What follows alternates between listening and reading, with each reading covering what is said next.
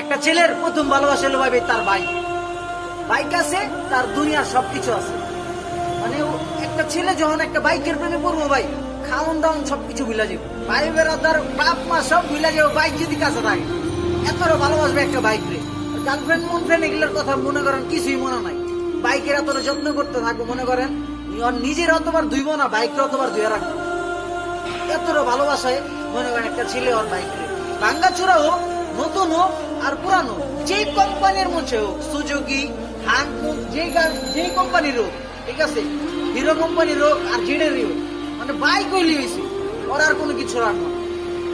মানে বাইক আছে, ওর দুনিয়ার সবকিছু আছে। মনে করেন পায় নাই, সেটার একটা কষ্ট, আর যে একবার পায়া হারা ফেলাইছে ওর একটা কষ্ট ভাই।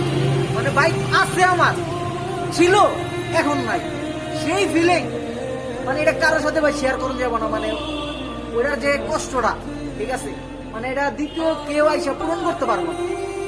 যত কষ্ট, মানে যতই ভালো থাকুক না, ওটার কষ্ট